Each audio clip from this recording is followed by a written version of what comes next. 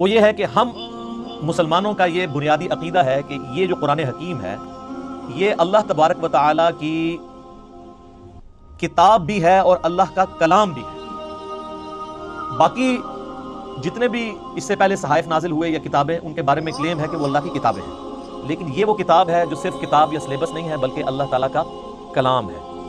اور اس کا ثبوت قرآن حکیم میں سورہ التوبہ کی سٹارٹ میں ہی آتا ہے کہ جنگ کے دوران اگر کافر تم سے پناہ مانگے تو انہیں پناہ دے دو اور کسی ایسی جگہ پہ ان کو قید کرو جہاں پر وہ اللہ کا کلام سنیں، حتیٰ یسمع کلام اللہ، یہاں تک کہ وہ اللہ کا کلام سنیں۔ اور یہ بھی مزے کی بات میں آپ کو بتاؤں، بڑی حیران کن، قرآن حکیم کے علاوہ جتنی بھی الہامی کتابیں ہیں، اولڈ ٹیسٹمنٹ ہو، نیو ٹیسٹمنٹ یعنی تورات، انجیل اور باقی کتابیں ہیں، زبور بھی، ان کتابوں کو اگر آپ پڑھیں گے تو ان کتابوں میں ان کتابوں کا نام موجود نہیں ہوتا، ظاہر ٹیمپرڈ فارم میں۔ یہ ہم نے اسے بائبل کا نام دیا ہوا ہے نا، باہر جو لکھا ہوا ہے، پوری بائبل کے اندر بائبل کا ذکر نہیں ہے، لیکن قرآن حکیم میں سینکڑوں مقامات پر قرآن کا نام آیا ہے، بائی نیم اس کتاب کو مینشن کیا گیا، یاسین والقرآن الحکیم، وَأُوحِيَ إِلَيَّ هَذَا الْقُرْآنُ لِأُنذِرَكُم بِهِ وَمَن بَلَغَ فَذَكِّرْ بِالْقُرْآنِ مَن يَخَافُ وَعِيدٍ۔ کئی آیات ہیں قرآن حکیم میں جن میں قرآن کا لفظ آیا ہے، اور قرآن کا لفظی مطلب ہے بار بار پڑھی جانے والی کتاب۔ قرات ہم اردو میں بھی استعمال کرتے ہیں، عربی کا لفظ ہے۔ تو یہ پہلی بنیادی انفارمیشن ہے کہ یہ صرف کتاب نہیں ہے بلکہ اللہ کا کلام بھی ہے، اور چونکہ یہ اللہ کا کلام ہے لہذا اللہ کی صفت ہوئی، اور اللہ کی صفت ہے تو یہ پھر مخلوق نہیں ہے، غیر مخلوق ہے۔ البتہ جو ہمارے پاس اس وقت یہ بائنڈنگ کے اندر قرآن موجود ہے، اس قرآن کے یہ جو صفحے ہیں یہ تو ظاہر مخلوق ہے، کریشن ہے، اس کے اوپر جو سیاہی ہے پرنٹنگ کی وہ بھی کریشن ہے، اس کا گتا بھی یہ بھی کریٹڈ ہے، لیکن اس کے اندر جو کلام لکھا ہوا ہے اگرچہ وہ کاتب کی رائٹنگ ہے وہ بھی کریشن ہے، کریٹڈ ہے، مخلوق ہے، لیکن جو کلام لکھا گیا ہے جسے ہم پڑھتے ہیں یا سنتے ہیں وہ غیر مخلوق ہے، وہ اللہ کی صفت ہے۔ اور اس لیے آپ دیکھیں کہ سورۃ الاعراف میں آتا ہے نا کہ حضرت موسیٰ علیہ السلام نے خواہش کا اظہار کیا تھا کہ اے اللہ میں تجھے دیکھنا چاہتا ہوں، تو اللہ نے کیا فرمایا تھا؟ تو مجھے نہیں دیکھ سکتا، تو پہاڑ کی طرف دیکھ، اگر یہ پہاڑ میری تجلی سے قائم رہا تو پھر تم بھی یہ یعنی ایزیوم کر سکتے ہو کہ مجھے بھی دیکھ سکو گے۔ پہاڑ پہ جب اللہ کی تجلی اللہ تعالیٰ نے ڈالی جو سورۃ الاعراف میں آتا ہے، تو اس کی وجہ سے پہاڑ جو ہے وہ ریزہ ریزہ ہو گیا، اور سورۃ الاعراف میں آتا ہے کہ اس تجلی کے انڈائریکٹ مشاہدے کی وجہ سے موسیٰ علیہ السلام بھی بے ہوش ہو گئے۔ یہ علیحدہ بات ہے کہ آپ کے بزرگ کلیم کرتے ہیں کہ وہ اللہ کا دیدار کرتے ہیں، کیونکہ وہ تو کہانی ہے، یہ قرآن ہے، یہ ہے سچائی۔ تو یعنی اللہ تعالیٰ کی صفات کی کے اثرات کیا ہیں، اور سیم اسی طرح کی چیز قرآن حکیم کے بارے میں سورۃ الحشر میں آئی ہے، لو انزلنا ھذا القرآن علی جبل، اگر ہم یہ پہاڑ پر نازل کر دیتے تو پہاڑ بھی اس قرآن کے نزول کی وجہ سے پھٹ جاتا، ریزہ ریزہ ہو جاتا۔ کیوں؟ کیونکہ قرآن اللہ کی صفت ہے، اللہ کا کلام ہے، کلام متکلم کی صفت ہوتا ہے نا، تو اس کا ایفیکٹ یہی ہونا تھا جو اللہ تعالیٰ کی ذات کا ایفیکٹ ہے کہ قرآن اگر کسی پہاڑ پر نازل ہوتا تو وہ بھی اس قرآن کے روب کی وجہ سے ریزہ ریزہ ہو جاتا۔ سر یہ ہمارے محبوب صلی اللہ علیہ وآلہ وسلم کا مبارک سینہ ہے کہ جس پہ آلموسٹ 23 سال تک قرآن نازل ہوتا رہا، اور اگر آپ بخاری مسلم کی احادیث اٹھا کے دیکھیں تو نبی علیہ السلام کے اوپر ایک کیفیت طاری ہو جایا کرتی تھی جب قرآن کا نزول ہوتا تھا، اور سخت سردیوں میں بھی بخاری مسلم کے الفاظ ہیں کہ آپ صلی اللہ علیہ وسلم کے مبارک چہرے پر یعنی پسینہ بہنا شروع ہو جاتا تھا، اتنا وحی کا بوجھ ہوتا تھا،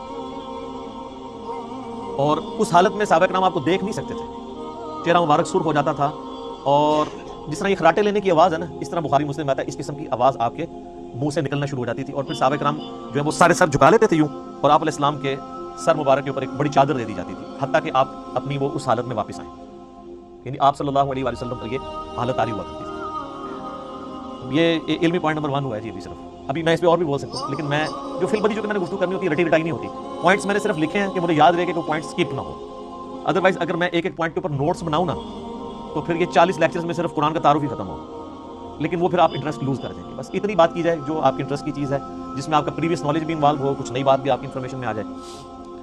علمی پوائنٹ نمبر 2، ہم مسلمانوں کا یہ اجماعی عقیدہ ہے کہ قرآن حکیم اللہ تعالیٰ نے اپنے آخری پیغمبر سیدنا و مولانا امام اعظم محمد رسول اللہ صلی اللہ علیہ وآلہ وسلم پر نازل فرمایا ہے، یعنی یہ قرآن حکیم سلیبس کی فارم میں نبی علیہ السلام کے ہینڈ اوور نہیں کیا گیا، بلکہ آپ پر یہ نازل ہوا ہے، آپ کے سینہ مبارک میں، اور اس قرآن کی اتھینٹسٹی آپ صلی اللہ علیہ وآلہ وسلم کی مبارک زبان ہے، اسی لیے آپ کے کریکٹر کو منوایا گیا ہے۔ سورہ یونس کے سٹارٹ میں بھی آیت نمبر 15-16 میں آتا ہے نا کہ اے نبی علیہ السلام ان سے فرماؤ میں اتنا عرصہ تم میں رہا ہوں، کیا تم نے اس سے پہلے کوئی ایسی بات مجھ سے سنی ہے؟ یعنی میں صادق اور امین ہوں، میں نے کبھی دعویٰ نبوت نہیں کیا اس سے پہلے، نہ کوئی یعنی میری کوئی ایسی خواہش تم نے کبھی آبزرو کی ہو، تو اچانک یعنی چند دنوں کے بعد میں یہ کلیم کر رہا ہوں کہ یہ اللہ کی طرف سے مجھ پر کتاب نازل ہوئی ہے، تو یہ اس بات کا ثبوت ہے میری پریویس زندگی۔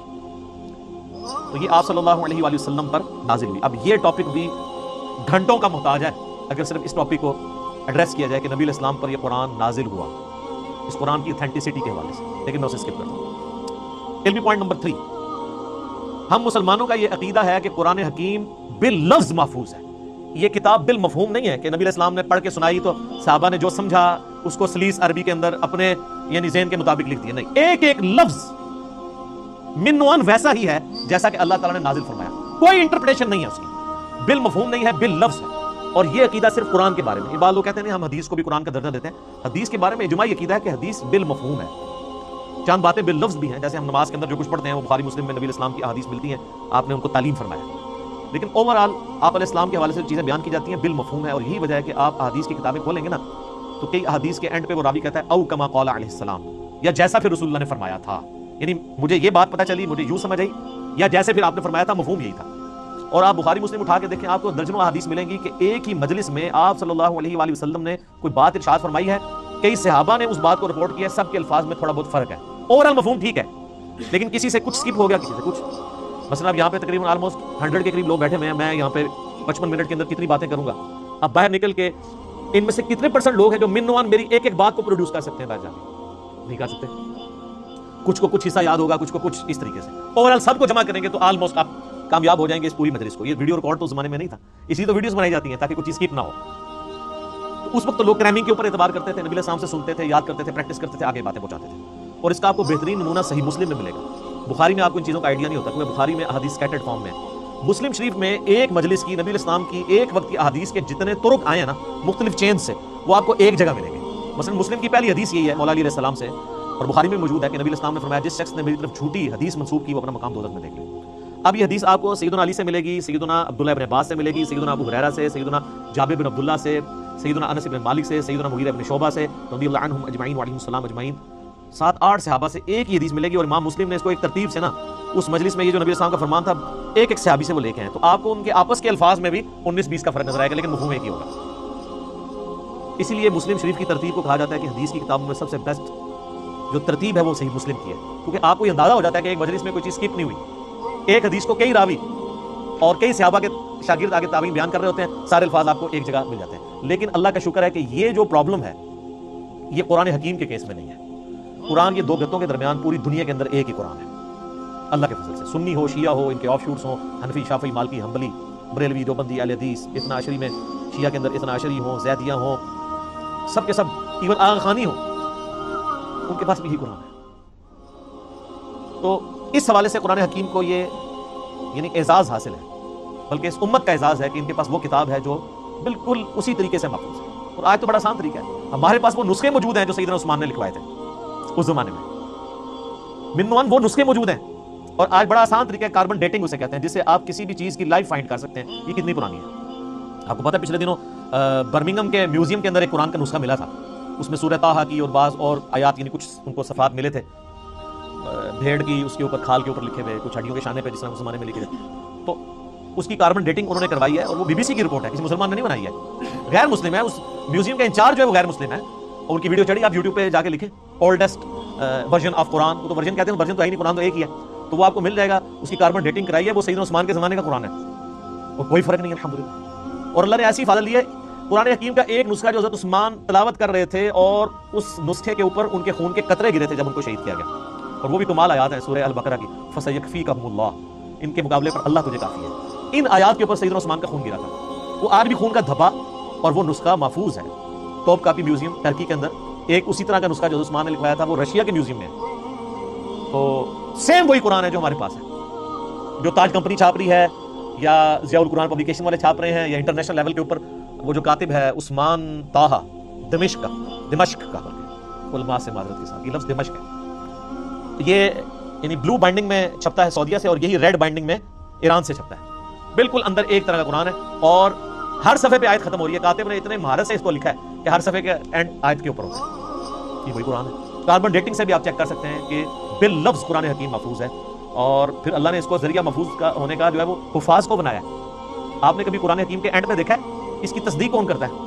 3-4 حفاظ کا لکھا ہوتا ہے ہم نے اس قرآن کو لفظ بلفظ پڑھا ہے، اس میں کوئی غلطی نہیں ہے، تو حافظ کہاں سے پڑھ رہے ہوتے ہیں؟ نہیں، یہ تھا ایسے قرآن اللہ تعالیٰ نے عملی تواتر سے حفاظ کے ذریعے محفوظ کیا ہے۔ اس وقت دنیا میں لاکھوں میں نہیں ملینز میں لوگ موجود ہیں जिनको ये किताब अज़बर है, इतना बड़ा मुर्ज़ है। आप इंडोनेशिया का मुसलमान उठाएं, अफ्रीका का मुसलमान उठाएं, रशिया का मुसलमान उठाएं, सब कॉन्टिनेंट का मुसलमान उठाएं, कहीं से शुरू करें, आधी आयत पढ़े, उससे अगली वो दूसरा पढ़ेगा, हो ही नहीं सकता कोई इख्तिलाफ आ जाए। और इतना ये मुहकम सिस्टम है कि गलती कर ही नहीं सकता। इमाम काबा भी अगर अपनी तिलावत में भूलता है ना, तो पीछे सैकड़ों लोग लुकमा दे देते हैं। और सर ये भी देखें कुरान का, उस वक्त किसी का एहतराम नहीं होता कि आगे कौन खड़ा हुआ है। कुरान में अगर कोई जरा सी डंडी बात नमाज के अंदर लुकमा मिल जाता है। ये कुरान कितनी बड़ी हिफाजत है। तो सिर्फ ये लिखे हुए के ऊपर एतमाद नहीं है, लिखना तो ज़ाहिर इंपॉर्टेंट है, क्योंकि अल्लज़ी अल्लमा बिल कलम, अल्लाह ने कलम के जरिए कुरान सिखाया, इल्म सिखाया, और वो कुरान भी नबी इस्लाम ने इस तरीके से ट्रांसफर। लेकिन ये जुबानी भी मुसलमानों ने इसे याद की है और रिटन फॉर्म में ये नुस्खे मौजूद है। जब कभी भी कोई इशू आता है, अब तो खैर आते ही नहीं है, इतने एस्टैब्लिश हो चुके हैं, अब तो सॉफ्टवेयर बन चुके हैं, पीडीएफ मौजूद है। अब तो कोई कभी आपने दुनिया में सुना है कोई इशू आया कि इस लफ्ज़ थले ज़ेर है या ज़बर है? कभी? सर ये कई काफिर जो मुसलमान हुए ना, उनके लिए सबसे बड़ी अट्रैक्शन ये है कि कुरान का वर्जन ही कोई नहीं, एक ही कुरान है। ये जो अमेरिकन थे वो प्रोटेस्टेंट क्रिश्चियन यूसुफ एस्टेस 80s में मुसलमान हुए। आप जरा उनकी वीडियो देखें जिसमें उन्होंने बताया कि मैं मुसलमान कैसे हुआ। उसमें उन्होंने बताया कि जब मुझे पहली दफा पता चला कि कुरान का वर्जन ही कोई नहीं है, क्योंकि उनकी तो सबसे बड़ी मुसीबत ये है कि बाइबल के कितने वर्जन है, तो कुरान एक ही है पूरी दुनिया के अंदर। उसने कहा मैं कैसे मान लूं कि यार इतनी पुरानी किताब है, प्रिंटिंग में कई बार कोई लफ्ज टूट जाते हैं, लेकिन उनको पता नहीं कि प्रिंटिंग ने नहीं से महफूज किया, मुसलमानों के सीने ने महफूज किया, सीनों ने। और नबी इस्लाम की हदीस है अल-मुस्तदरक बिल हाकिम में सही सनद के साथ, इंटरनेशनल नंबर के मुताबिक 399, कि अल्लाह ताला मेरी उम्मत को कभी गुमराही पे जमा नहीं होने देगा, जमात पे अल्लाह का हाथ है, क़यामत तक इजमाए उम्मत अल्लाह की हिफाजत में, और कुरान हकीम की हिफाजत अल्लाह ताला ने उम्मत के इजमा के जरिए करवाई है। ये कुरान हमारे सामने नहीं नाजिल हुआ, उम्मत के इजमा ने से ट्रांसफर किया, यानी उम्मत में कोई दूसरी राय नहीं है। एक तो वो राय ना जो मुनाजरों में होती है कि जी वो आपकी किताबों में ये लिखा हुआ है, तो कहते हैं आपकी किताबों में ये लिखा हुआ है, वो सारी फजूल बातें हैं। ना सुन्नी उन रवायतों को ऑन करते हैं, ना शिया उन रवायतों को ऑन करते हैं। कुरान हकीम मोहताज नहीं रवायतों का, जो अमली तवातुर से चीज़ निकल हुई है। दुनिया में 1000 मुसलमान भी खड़े होकर कहेंगे आयत ऐसी नहीं ऐसे है, आज तक तो कोई नहीं खड़ा हुआ, ना होगा अल्लाह के फजल से। वो कह रहे हैं पिछले दिनों जी वो इसराइल वालों ने जी एक सूरत बना के पूरी चढ़ा, और सारे इसराइल वाले पूरा कुरान बना के और चढ़ा दें। आपको यकीन नहीं कि इसकी हिफाजत जिम्मा किसने लिया हुआ है? अल्लाह ने। सहाबा किराम को तो शायद ये आयत ना समझ आई हो उस वक्त, ईमान बिल गैब ही हो, इन्ना नहनु नज़्ज़लना ज़िक्र व इन्ना लहु लहाफ़िज़ून, सूरह हिज्र आयत नंबर 9। बेशक इस अल कुरान को, अज़िक्र को, अल्लाह की याद दिलाने वाली किताब को हमने नाजिल किया, हम इसकी हिफाजत करने वाले। उनके लिए तो ये थ्योरी थी ना, लेकिन हमारे लिए तो प्रैक्टिकल है। हम तो 1500 साल तारीख में देख सकते हैं कि कोई टेम्पर नहीं हुआ, कितना कितना बुरे वक्त मुसलमानों पे आए हैं। एक वो वक्त भी आया कि हलाकू खान ने बगदाद की सारी लाइब्रेरीज जो है वो दरिया दजला में बहा दी थी, तो कुरान को तो कोई फर्क नहीं पड़ा। और वो जो बर्मिंघम का नुस्खा है ना उनके पास जो निकला है, वो अंग्रेजों के दौरे हुकूमत में उनके पास वो नुस्खा हाथ लगा था, फिर वो उन्होंने इंग्लैंड म्यूजियम में शिफ्ट कर दिया था। वो अंग्रेजों की हुकूमत में सल्तनत उस्मानिया टूटने के बाद इराक के ऊपर भी रही है, उस दौरान उन्होंने पुरानी किसी लाइब्रेरी से शिफ्ट किया था, जो हलाकू खान की तबाही की वजह से बच गए हुए थे नुस्खे। तो कुरान हकीम को अल्लाह ताला ने इस तरीके से महफूज किया। अच्छा, ये जब मैंने पॉइंट लिखे थे तो मैंने कहा था मैं एक मिनट में एक पॉइंट बयान करूंगा तो 40 मिनट में खत्म हो जाएगा, लेकिन ये तो उन लोगों का खत्म होता है जिन्होंने खबरें पढ़नी होती हैं, जिन्होंने दर्द दिल सामने रखना होता है, जिन्होंने एक कंप्रीहेंसिव नॉलेज गेन किया होता है, जिनको पता है कि इस वक्त दुनिया क्या सोचती है इस्लाम के बारे में। उनके लिए तो फिर ये एक पॉइंट को डिस्कस करना है 1 मिनट के अंदर नामुमकिन हो जाता है, मुख्तसर ये काम हो नहीं सकता। फिर मैंने अपने भाइयों से मशवरा भी कर लिया था कि अगर हम बिल्कुल स्ट्रिक्टली इसके साथ अटैच रहेंगे कि हमने इतने मिनट में इतनी चीज़ों खत्म करना है, तो फिर वो फिलपदी गुफ्तगू का जो हुस्न है वो खत्म हो जाएगा। तो कई पॉइंट्स रह जाएंगे जो ज़रूरी होंगे, जो एक मुसलमान को पता होने चाहिए। इल्मी पॉइंट नंबर 4 वो ये है मेरे भाइयों के, कुरान हकीम अपनी असली फॉर्म में लोहे महफूज के अंदर है। ये हमारे हाथ में जो कुरान है ना, ये उसकी ऑथेंटिक कॉपी है। असल में जो कुरान है ना, वो अल्लाह ने लोहे महफूज में लिखा हुआ है, बल हुआ कुरान मजीद फी लौहिम महफूज। सूरतुल वाक़िया में भी आया ना कि वहां से इसको किसने, तंजीलुम मिन रब्बिल आलमीन, यानी ये रब्बुल आलमीन का उतारा हुआ है। ला यमस्सुहु इल्लल मुतahहरून, यानी जो कुरान हकीम है ना, उसको वहां पर पाकीज़ा फरिश्ते ही छूते हैं, कोई वहां पे पहुंच नहीं सकता। अल्लाह ने इसे उतारा है, ये जिन्नात के असर से नहीं है, शयातीन के असर से नहीं है। क्योंकि काफिरों का इतराज था ना कि ये नबी इस्लाम और बाज़ में मुखलिस भी थे कि यार अचानक ज़िंदगी के 40वें साल में आप गार में जाके गार हिरा में बैठे हैं, हो सकता है किसी आसेब का साया हो गया हो, उसकी वजह से आप ये कलाम कर रहे हैं। वो तो फिर आपको पता है आसेब के साए वालों की हालत ये तो नहीं होती, उनकी तो हालत ही कुछ और होती है। तो सही मुस्लिम में बड़ी मशहूर हदीस है ना, एक बंदा है जो झाड़ फूंक किया करता था आसेब के साए के लिए, जादू टोना का इलाज, उसका नाम था दिमाद, अरबी में बाद मीम अलिफ और दाल, उर्दू में जमाद। कई मुसलमान रखते भी है नाम को, लेकिन वो जिनके नाम जिमाद है ना, उनको पूछे ना कि नाम आया कहाँ से है, उन बेचारों को मुस्लिम शरीफ की हदीस नहीं पता होगी कि जिमाद है कौन था। वो झाड़ फूंक किया करता था, मक्के आया तो उसने सुना कि यहाँ पे एक शख्स है कि जो बड़ा एक डायनामिक उसकी लाइफ थी, यानी वो सबकी आंखों का तारा था, एक कामयाब ताजिर भी था, اور لوگ اس کے پاس مانتے رکھواتے تھے، بڑا زبردست، یعنی وہ ایک سمجھ لیں کہ اس معاشرے کے ایلیٹ طبقہ تھا، تو اچانک اس کو کچھ ہو گیا اور لوگ پریشان ہیں. ظاہر ہے جس نے 40 سال تک کوئی بات ہی نہ کی ہو اس ٹاپک پہ، اور آپ وہ کہہ کہ میں اللہ کا پیغمبر ہوں، مجھ پہ یہ کلام نازل ہوئے تھے، لوگ تو پریشان ہو جائیں گے. تو اس نے کہا کہ میں جھاڑ پھونک جانتا ہوں، اگر تم مجھے اس کے پاس لے جاؤ تو مجھے امید ہے کہ میں اس کا علاج کروں. اس کو کیا پتا تھا کہ علاج اس کا نہیں، اس کا اپنا ہو جائے گا. تو لوگ اسے لے گئے نبی الاسلام کے پاس. آپ صلی اللہ علیہ وآلہ وسلم سے اس نے کہا کہ میں آپ کا علاج کر سکتا ہوں، آپ بتائیں کہ آپ کے ساتھ کیا ایشو ہے، تو اپنا مسئلہ بیان کریں. تو آپ صلی اللہ علیہ وآلہ وسلم نے نا کوئی بات نہیں کی، قرآن بھی نہیں پڑھا. آپ جو تقریر سے پہلے خطبہ دیتے تھے نا، آپ نے بس وہ پڑھا، ان الحمد للہ نحمده ونستعینه ونستغفره ونعوذ باللہ من شرور انفسنا ومن سیئات اعمالنا من يهده الله فلا مضل له ومن يضلل فلا هادي له واشهد ان لا اله الا الله وحده لا شريك له واشهد ان محمدا عبده ورسوله. اب یہ کاش آپ کو عربی آتی ہوتی تو آپ کو پتا ہو سکے آپ نے کیا پڑھا ہے صلی اللہ علیہ وسلم. تو اس نے جب سنا تو وہ ہل کر اس نے کہا ایک بار ذرا پھر سنائیں. دوسری بار، تیسری بار اس نے کہا میں گواہی دیتا ہوں کہ آپ اللہ کے پیغمبر ہیں، اپنا ہاتھ بڑھائیں اور مجھے مسلمان کریں. تو حالانکہ جو بندہ ایکسپرٹ تھا جادوگری کا، اس نے بھی کلام سن کے، قرآن نہیں صرف آپ علیہ السلام کا عام کلام سن کے، انہوں نے کہا نہیں، جنات جن لوگوں کے اوپر اثر ہوتا ہے ان کا اس طرح کا کریکٹر نہیں ہوتا، وہ اس طرح کی باتیں نہیں کرتے، ان کی باتیں تو آل فال ہوتی ہیں، اتنی پریسائز باتیں نہیں ہوتی ہیں. پھر نبی علیہ السلام کی مبارک ذات کا ایک روپ بھی تھا. جو بندہ جادو کا، ان ساری چیزوں کا ایکسپرٹ تھا، اس نے ڈکلیئر کر دیا کہ جادوگر نہیں ہے. اور جو جہلات ہیں جن کو جادو کا، اسیب کا الف بے بھی نہیں پتا تھا، وہ لوگ نبی علیہ السلام کو اس کے بعد بھی جادوگر کہتے رہے، نعوذ باللہ. ان کی قسمت میں ظاہر نہیں تھی نا. ہونا تو چاہیے تھا کہ جب ایکسپرٹ نے مان لیا کہ نہیں ہے تو تم لوگوں کو تو پتہ ہی نہیں ہے فیلڈ ہے کہ نہیں، تم خواہ کہتے ہو. جیسے معذرت کے ساتھ آج کی دنیا میں آپ کو مثال دوں، میرے بارے میں علماء کہتے ہیں جاہل ہے، اس کو تو عربی بھی نہیں آتی، اس کو تو پڑھنے کچھ نہیں آتا، وہ قرآن دیکھ کے بھی غلط پڑھتا ہے، وہ پڑھ ہی نہیں سکتا. ٹھیک ہے آپ کہتے رہے، تو جو سن رہے ہیں ان کو نہیں پتا کیا ہو رہا ہے.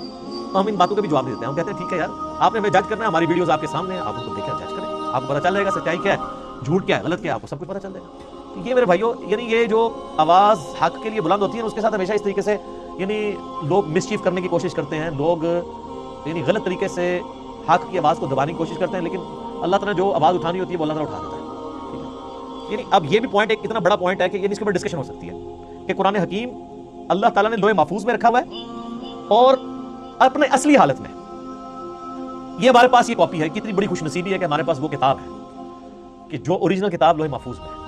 سورہ زخرف کے سٹارٹ میں بھی ہے نا، اللہ تعالیٰ نے فرمایا کہ یہ کتاب جو ہے ام الکتاب، کتابوں کی ماں، اللہ کی ہارڈ ڈسک لوح محفوظ کے اندر ہمارے پاس ہے. اور یہ یاد رکھیے گا یہ مصحف جس ترتیب میں ہمارے پاس موجود ہے نا، اسی ترتیب میں لوح محفوظ پہ لکھا ہوا ہے، اگرچہ اس کی ترتیب نزول یہ نہیں ہے. مصحف کی ترتیب آپ پتہ ہے، سورۃ العلق کی پہلی 5 آیات نازل ہوئی ہیں، وہ تو پارہ نمبر 30 میں ہے. سورہ بقرہ جو ہے وہ اس وقت نازل ہوئی ہے جب 2/3 قرآن نازل ہو چکا تھا، مکی قرآن وہ شروع میں ہے.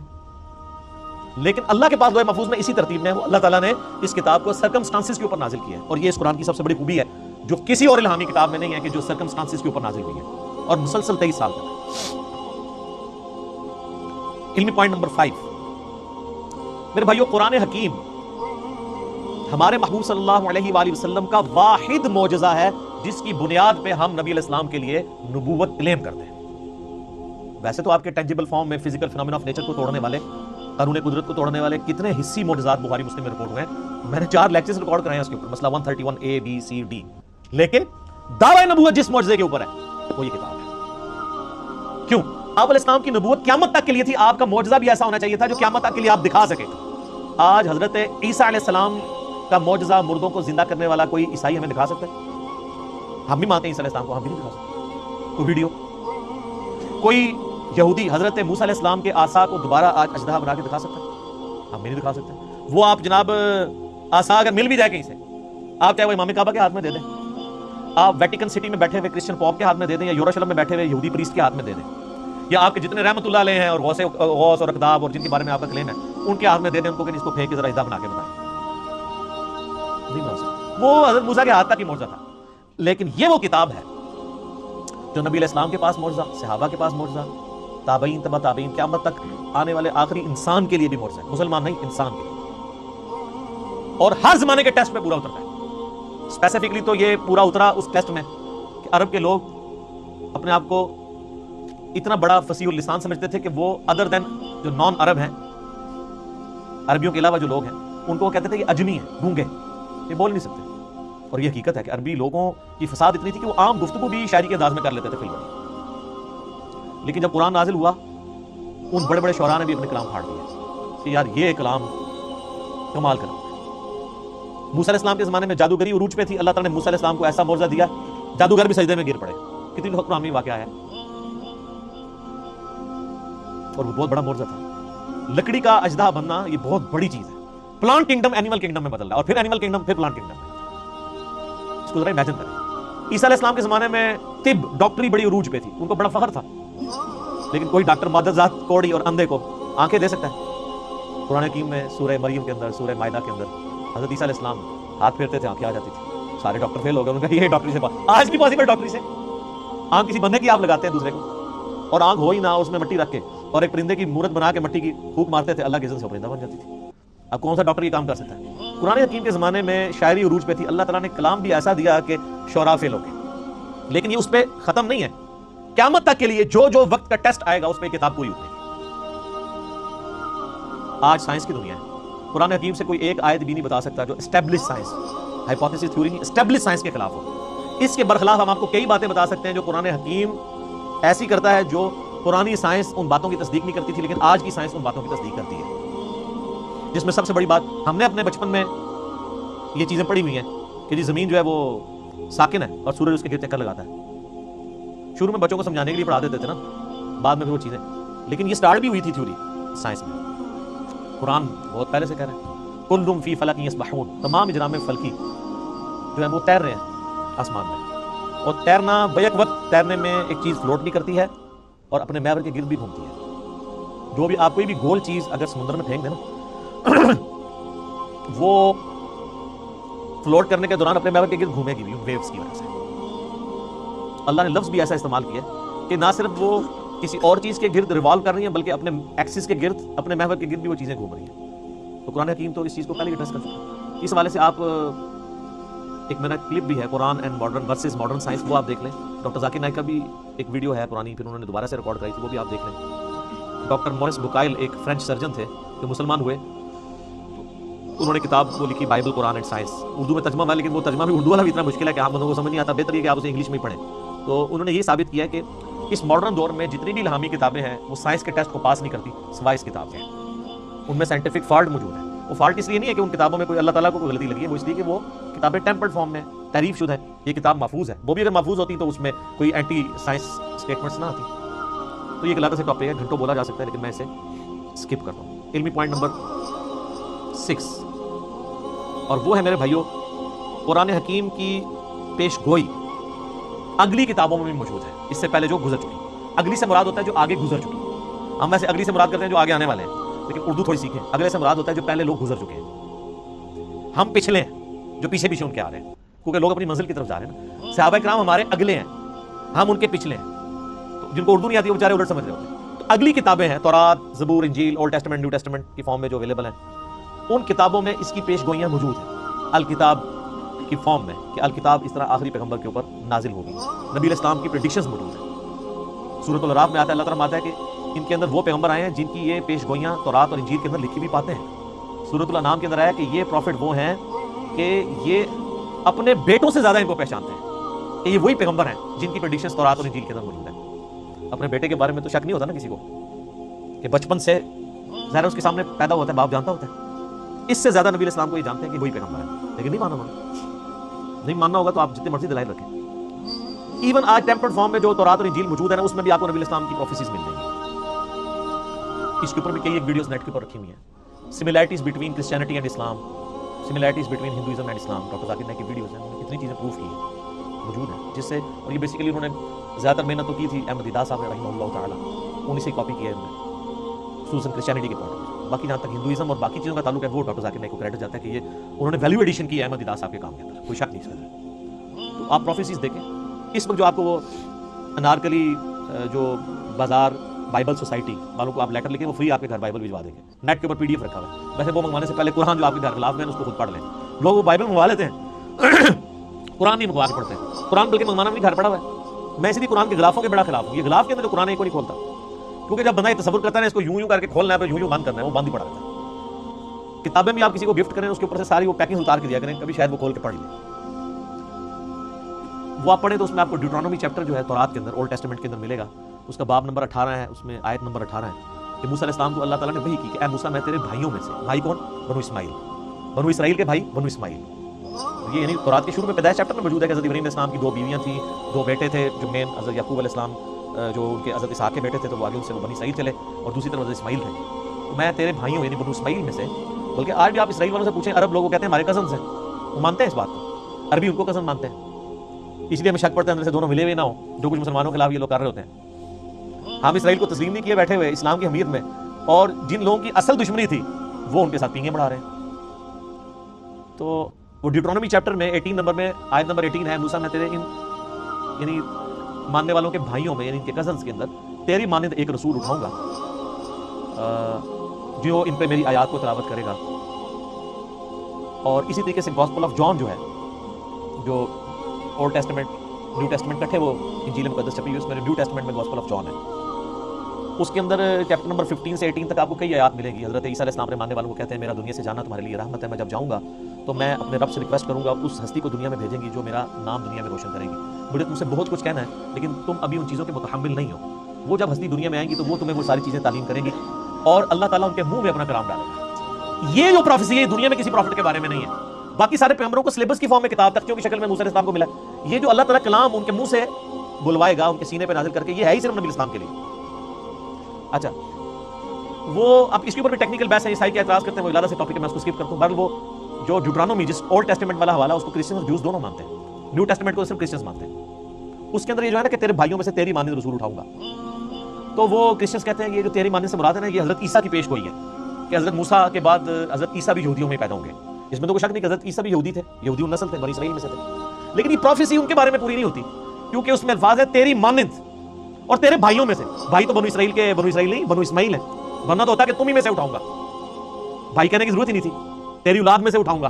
نہیں، بنو اسماعیل میں نبی الاسلام کے علاوہ تو کوئی پروفٹ بھی نہیں ہے. اور تیری مانند میں دیکھیں کیا قیامت مضمر ہے کہ حضرت موسیٰ علیہ السلام کی مانند ہمارے پیغمبر ہیں صلی اللہ علیہ وآلہ وسلم. حضرت موسیٰ علیہ السلام کی نیچرل ڈیتھ ہوئی ہے، حضرت عیسیٰ علیہ السلام کی نیچرل ڈیتھ نہیں ہوئی بلکہ اللہ نے ان کو اٹھا لیا. چلیں کرسچنس کے نزدیک وہ شہید کر دیے گئے، نیچرل ڈیتھ نہیں ہوئی. تو حضرت موسیٰ علیہ السلام کی مانند ہمارے محبوب صلی اللہ علیہ وآلہ وسلم ہیں، حضرت عیسیٰ نہیں ہے. اچھا حضرت موسیٰ صاحب امت پیغمبر تھے، 6 لاکھ کا لشکر لے کے نکلے اور حضرت عیسیٰ علیہ السلام کے اوپر صرف 12 بندے ایمان لے کے آئے تھے اور ان کی جان بھی اللہ نے بچائی ان کو زندہ اٹھا کے. ہمارے محبوب صلی اللہ علیہ وآلہ وسلم بھی صاحب امت تھے. آپ کی مبارک زندگی میں 1 لاکھ سے زیادہ لوگ آپ پہ ایمان لا چکے تھے اور آج تو ماشاءاللہ آپ دیکھ لے بارے. اس ریزیمبلنس میں بھی ہمارے محبوب صلی اللہ علیہ وآلہ وسلم حضرت موسیٰ سے زیادہ ریزیمبلنس رکھتے ہیں ایز کمپیئر ٹو حضرت عیسیٰ جو موسیٰ علیہ السلام سے رکھتے ہیں. حضرت موسیٰ علیہ السلام کی پیدائش نارمل طریقے پہ ماں باپ کے ذریعے ہوئی ہے اور ہمارے نبی علیہ السلام کی پیدائش بھی نارمل طریقے سے ماں باپ کے ذریعے ہوئی ہے. لیکن حضرت عیسیٰ علیہ السلام کی پیدائش نارمل نہیں ہے، مرزانہ طور پہ اللہ تعالیٰ نے ان کو پیدا کیا. اس ریزیمبلنس میں بھی ہمارے نبی علیہ السلام حضرت موسیٰ کی مثل ہیں، حضرت عیسیٰ علیہ السلام ان کی مثل نہیں. اس قسم کی کئی اس طریقے سے نئی شریعت حضرت عیسیٰ علیہ السلام تو 10 کمانڈمنٹس کو اسٹیبلش کرنے آئے تھے، کوئی نئی شریعت نہیں لے کے آئے. موسیٰ علیہ السلام کی شریعت کو آگے لے کے چلیں، ہمارے نبی علیہ السلام نئی شریعت لے کے آئے جس طرح کہ موسیٰ علیہ السلام کی شریعت نہیں تھی. اس اعتبار سے بھی ہمارے محبوب صلی اللہ علیہ وآلہ وسلم اور حضرت موسیٰ علیہ السلام کے اندر ریزیمبلنس پائی جاتی ہے جو حضرت عیسیٰ اور موسیٰ میں نہیں پائی جاتی. لہٰذا یہ جو پروفیسی ہے ڈیوٹرانومی کی چیپٹر نمبر 18 ورس نمبر 18 کتاب الاستثناء چیپٹر، یہ من نوعاً ہمارے محبوب صلی اللہ علیہ وآلہ وسلم کے بارے میں پوری ہوتی ہے اور کسی شخص کے بارے میں. اس میں بھی گھنٹوں بولا جا سکتا ہے لیکن اسکپ کرتا ہوں میں سے. علمی پوائنٹ نمبر 7، قرآن حکیم کی زبان عربی ہے جو آج تک اسی طریقے سے زندہ ہے جو نبی اسلام کے ہمارے زمانے میں. سر آج سے 100 سال پہلے کی اگر آپ شیکسپیئر کی انگریزی پڑھیں نا تو آپ کو کئی الفاظ بھی آئیں گے. شیکسپیئر کی انگریزی تو چھوڑ دیں، آپ فضائل مال آج سے 50-60 سال پہلے جو لکھی گئی ہے اس میں کئی اردو کے الفاظ ہیں جو آج مستعمل ہی نہیں ہیں. ہر 50-60 سال کے بعد کتاب تبدیل ہو جاتی ہے اس حوالے سے سمجھنے کے اعتبار سے کہ اس کی جو لینگویج ہے نا وہ چینج ہو جاتی ہے، ایوالو ہو رہی ہوتی ہے. لیکن عربی ایسی ایوالو ہوئی ہے کہ قرآن حکیم کی برکت سے اللہ نے اسے چینج نہیں ہونے دیا. آج بھی وہی عربی بولی جا رہی ہے حجاز کے اندر اور اس پورے ایریا کے اندر. عربی زبان کو فریز کر دیا ہے قرآن حکیم نے.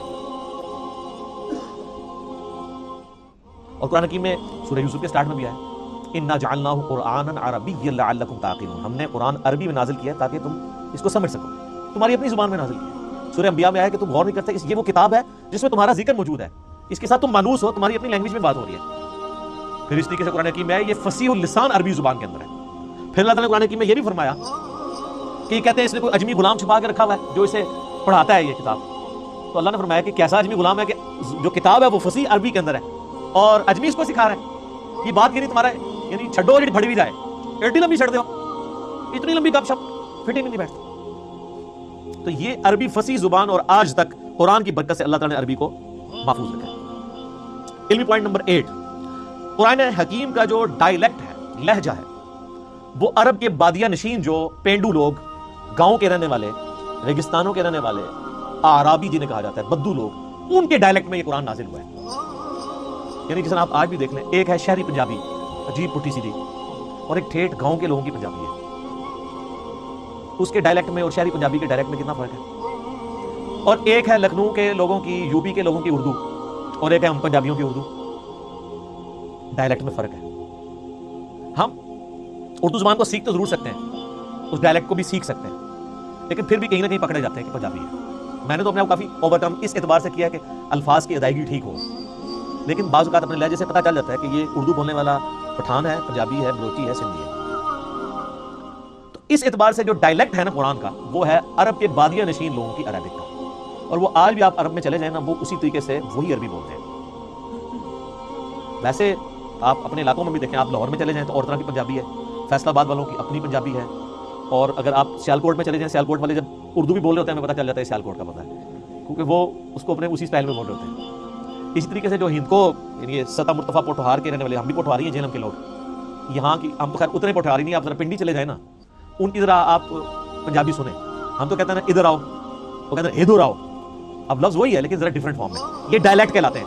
ایک ہی لفظ دوسری فارم میں جب بولا جاتا ہے لفظ وہی ہے.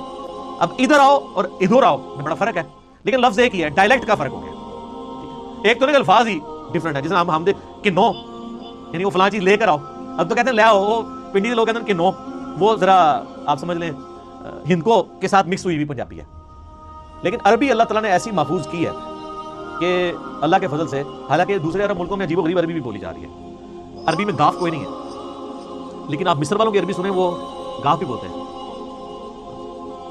تو وہ بلکہ وہ طارق شبیر صاحب نے یہ خود سنایا, وہ کہتے ہیں مصر کی ایک جماعت آئی ہوئی تھی, یہ اوریجنل انہوں نے واقعہ سنایا, کہتے ہیں مصر سے ایک تبلیغی جماعت آئی ہوئی تھی, تو کسی گاؤں میں پنجاب کے ٹھہری, تو وہ ان کو نماز کے لیے آگے کیا, تو وہ نماز میں دعا کروانے لگے نا, تو اس نے دعا کی اللہم انی اسألک الگنہ, اللہم انی اسألک, میں تجھ سے گنا مانگتا ہوں. اچھا وہ جنہ کو گنا پڑھتے ہیں, لفظ ہے جیم, تو وہ اس کو گاف پڑھتے ہیں. جیسے کئی لفظ گاف ہیں عربی میں جیم پڑھے جاتے ہیں. یہ شیخ عبد القادر جو جیلانی ہے, ان کا نام ہے شیخ عبد القادر گیلانی. جب یہ عربی میں گیا نا, تو عربی میں تو گاف نہیں ہوتی تھی, تو ان کو جیلانی کہنا شروع کر دیا, گاف کو جیم بنا. جیسے کراچی ہے, تو کراچی اب چھ تو ہوتی نہیں عربی میں, کراچی اگر کوئی وہ عربی بولے گا تو کراچی تو نہیں بولے گا. پاکستان کو پاکستان بولتے ہیں, کیونکہ پانی پے ہوتی نہیں ہے, تو بے بولتے ہیں اس کی جگہ. تو تاج صاحب کہنے لگے کہ وہ بار بار دعا کرتے تھے اللہم انی اسألک الگنہ, وہ کہہ رہے تھے وہ جنہ کو گنا پڑھ رہے تھے. تو وہ جناب گاؤں کے لوگ اتنے سارے گنے لا کے اگلی نماز میں وہاں رکھتی ہے, انہوں نے کہا گنے پہ مانگتے ہیں. ظاہر ہے اس سے آپ ہمارے لوگوں کی بھی جہالت دیکھ لیں کہ ان کو بھی عربی کوئی نہیں آتی نا, ورنہ وہ اللہم انی اسألک یہ ان کو سمجھ آ رہی ہوتی ہے, ان کو بس یہی سمجھ آیا گنا گنا وہ کہہ رہے ہیں, شاید گنا شوق سے کھاتے ہیں, تو وہ جنہ کو گنا پڑھ رہے تھے. اس طرح کا یعنی جو عربک میں ڈیفارمیشن ہے نا, وہ مصر کی عربی میں اور اس طرح کی آئی ہے کہ اس میں الفاظ اس طرح آ گئے ہیں. لیکن جو پیورلی عرب کے لوگ ہیں وہ آج بھی وہی عربی بولتے ہیں جو عربی ہے, اس کے اندر کوئی بھی اس طریقے سے تبدیلی نہیں آئی ہوئی ہے. جس قسم کی تبدیلی جو ہے وہ ہمیں ان لوگوں کے اندر نظر آتی ہے. تو یہ اللہ تعالیٰ نے قرآن حکیم کو محفوظ کیا ہے عربی کی برکت سے. اللہ تعالیٰ نے عربی کو محفوظ کیا ہے قرآن کی برکت سے. عربی اللہ کی زبان ہے جی, اس پہ بھی کافی کچھ بولا جا سکتا ہے. علمی پوائنٹ نمبر 9 وہ ہے میرے بھائیو, قرآن حکیم جو ہمارا عیسوی کیلنڈر اس وقت چل رہا ہے نا دنیا میں, جس کے مطابق آج 20 اکتوبر 2019 ہے. اس کیلنڈر کے مطابق 610 عیسوی 610 AD اینو ڈومینی, یہ آفٹر ڈیتھ آف عیسیٰ نہیں ہے, یہ اینو ڈومینی ہے, ایئر آف دا لارڈ. حضرت عیسیٰ کی پیدائش کے سال کو یعنی ڈکلیئر کیا گیا تھا 1 عیسوی, ان کی ڈیتھ کو نہیں. یہ AD سے مراد ڈیتھ نہیں ہے, یہ لیٹن لینگویج کا لفظ ہے, اینو ڈومینی کا مخفف ہے. اس میں میرا یوٹیوب پہ کلپ بھی ہے, عیسوی کیلنڈر ورسز ہجری کیلنڈر, یہ دونوں اللہ کے کیلنڈر ہیں. وہ سورج کے اعتبار سے چلتا ہے, دوسرا چاند کے اعتبار سے, لیونر اور سولر دونوں ہی اللہ کے ہیں. 610 عیسوی سے لے کر 632 عیسوی تک, یہ نبی اسلام کی وفات 632 میں, اس پیریڈ آف ٹائم کے اندر قرآن حکیم نازل ہوا ہے. آلموسٹ یہ 22 سال بنتے ہیں عیسوی اعتبار سے, اور آلموسٹ 23 سال بنتے ہیں تقریباً ہجری اعتبار سے, کیونکہ لیونر ایئر آپ کو پتہ ہے نا ہر سال 10 کا فرق پڑ جاتا ہے. یہ تو تقریباً 365 دنوں کا سال ہوتا ہے, اور جو دوسرے والا سال ہے وہ 355 دنوں کا.